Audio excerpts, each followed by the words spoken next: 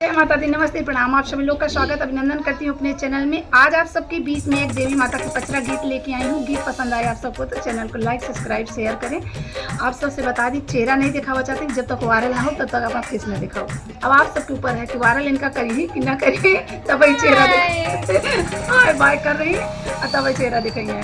एक दिन दिखाई, उसके बाद कहें कि नहीं, जब तक वायरल नहीं होंगे तब तक फ्रेम के सामने नहीं आएगा। आप लोग से हाथ जोड़ कर निवेदन है कि जल्दी से जल्दी वायरल कर दें, फ्रेम के सामने आवे लगे। तेरा भगत